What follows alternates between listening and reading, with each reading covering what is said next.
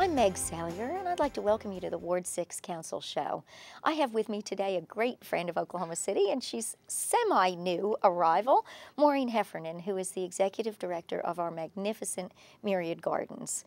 Maureen, welcome. Thank you. Very happy to have you here. Glad to be here. Tell us a little bit, first of all, about your background and how long you've been in Oklahoma City and what you've discovered. Well, it's hard to believe. I've been here a little over 2.5 years now, and I arrived from Maine.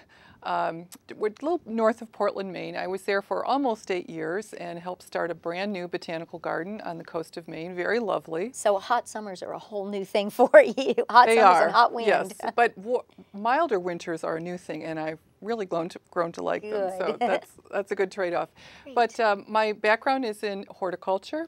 I grew up on a very small family farm in Northeast Ohio, so it's kind of in my blood, I guess, to really love plants and gardening. Went to school in New York City, worked at the New York Botanical Garden, where I just fell in love with public gardens. Absolutely fabulous. Yeah. One of the best gardens in the world.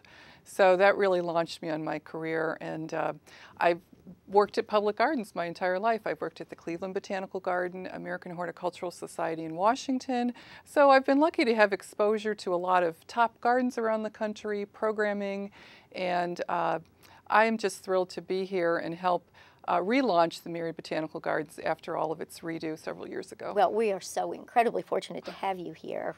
It's a wonderful thing. And again, it doesn't seem possible that it's 2.5 years, but I want to certainly remind all of our viewers who haven't been down to see the spectacular renovation that's been done to the gardens. It's a different place. It's really created a living room for downtown that we didn't have previously. That's what I've heard. I know it was there, but because of the design and so on, it was hard to get into. But the renovation's been amazing.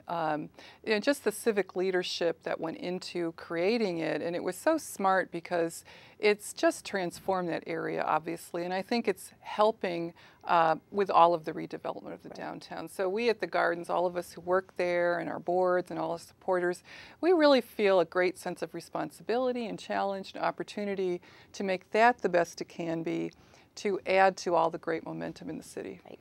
And I think I want to remind everybody that the gardens are kind of unique. They're really a public-private partnership. It's not a city park in that sense. And we need to thank our partners at Devon particularly for providing the dollars through the development of their campus and the tax increment financing district that was created that actually provided the revenue to do that work. So it's very unique structure, but it speaks a little bit to why, unlike a regular city park, there are charges for events and why certain things have a ticket price associated with them. Exactly, and that's such a trend because it works, a public-private partnership. So that's what the gardens are. I'm the head of the foundation, which is the nonprofit arm that now manages and operates everything. And we're charged with over the next few years that we need to earn 2/3 of our annual operating budget through fundraising, donations, through earned revenue, things that people pay for to do something at the gardens. So between those two, our goal is to raise millions of dollars through those two ways. So it ultimately helps the taxpayers because now private dollars are helping to run and operate and also make improvements to the gardens. Exactly. So I usually do this at the end of the show, but let's do it now and then we can do it again. If people want to contribute to the gardens, how do they do that? They can just go to our website. There's a donation area and you can learn the different ways to donate. You can send in money, come to our events, but especially become a member. $65 for family membership, lots of benefits throughout, not only at the gardens, but in the community, lots of discounts and fun things, and you'll get to know all of our events. We send mailings and regular communications. So it's a great way to support the gardens and get a lot of benefits. Great. And there are things going on year-round, but let's talk about a really special thing that's happening right now. Well, right now the Secret Garden is happening. And what we do twice a year now, in the spring and the fall, we do something special in the children's garden. But we try to make it appeal to all ages and have kind of a festival atmosphere. So this spring, we've chosen the book, The Secret Garden. Which was my absolute favorite book, bar none, growing up. I just, think about the memory of putting the key in that little lock and turning it. It's just an amazing story. I know. It's been so wonderful because so many people have said that's my favorite book, and it's such a powerful book about how a garden can transform lives. It can take people who are in that story, broken in some ways, and through the healing, wonderful discoveries of gardening, it just wakes them up and makes them more alive. And so what we've done in the children's garden is bring parts of that book to life. And so it really helps if you've read the story when you get there, but if you haven't, you'll still enjoy it. But we have the before garden where it's kind of neglected and vines are growing, but you still see some flowers here and there. And then we have the after garden, once the children have tended it, how beautiful it is. And lots of things in between. We're trying to encourage reading. Great. The Junior League of Oklahoma City gave us a very generous grant for the past 2 years to do programs that encourage reading. And this is kind of our grand finale of this grant. Good. I was so glad you mentioned that, because the League has had a focus on literacy for the last 10 years, and it was such a wonderful collaboration to identify the children's garden at the Myriad Gardens. And so our porch, we've got this beautiful reading porch, just beanbag chairs and pillows. We've got about 100 books you can just come and read. And yesterday I was there late in the day, and there was this little boy all by himself, just engrossed in a book. And it was delightful. Does it make you feel great? Yeah, I mean, that's why we do everything we do. I'm a reading buddy at Heronville Elementary School, and I was there this morning, and it is such a joy to see them begin to learn how to break words apart and make the sounds, and it really is rewarding and fulfilling to see that. You've got a fabulous reader's chair too, don't you? That was done by the local artist Don Narcomi, and it's a fabulous chair. It's made out of old wood that he found and transformed into this storyteller chair. So we have lots of book-based programs in the garden.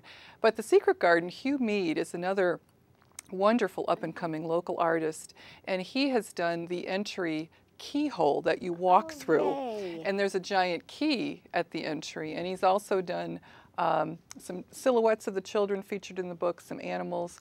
So his work is on display there too. Great. Well, it is. So this is sort of the bookend, I guess, to Pumpkinville.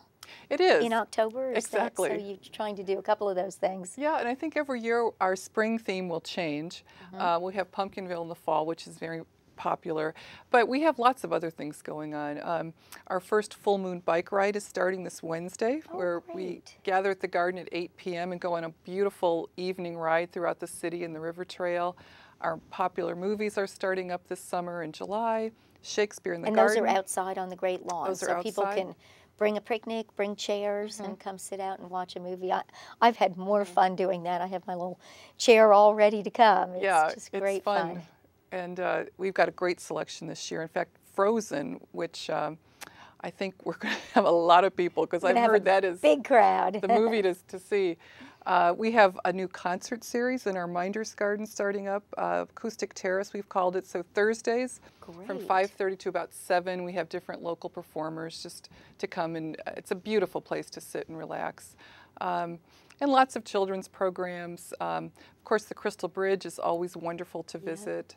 Now, we also have a gigantic music festival coming up in downtown Oklahoma City at the end of June, and you all are partnering, and we'll have host some of the venues. So maybe you could tell our viewers about that as well. Yeah, we're really excited about that. They're having the big concert right across the street from us. And it's called OKC Fest? OKC Fest.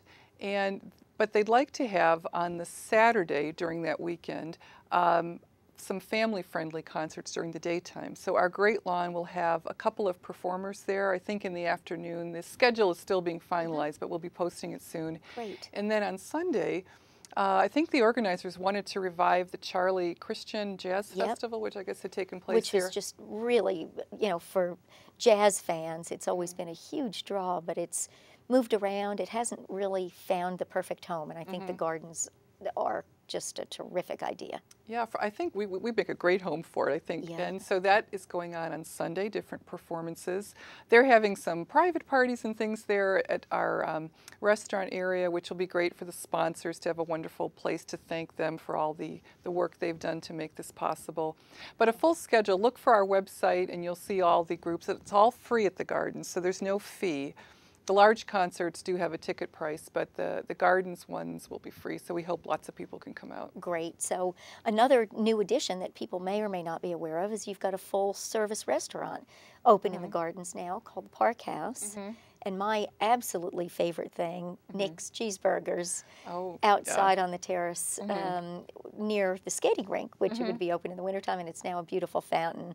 But I'm just so happy as I travel around downtown to see the crowds and the people really enjoying the space, which is what we've always dreamed it would be, and we're finally there, I think. So, well, it's true. I mean, we get all kinds of people. I mean, it's just great to see all walks of life enjoying it, that sense of community, a place where people can just relax.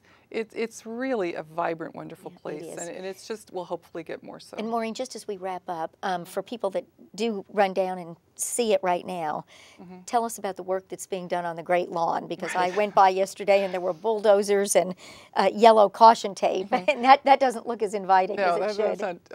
Well, you know, we really aspire to be a world-class garden. That's our core mission, is to be a beautiful public garden primarily. So I tell the staff, job number one is our gardens, how we look.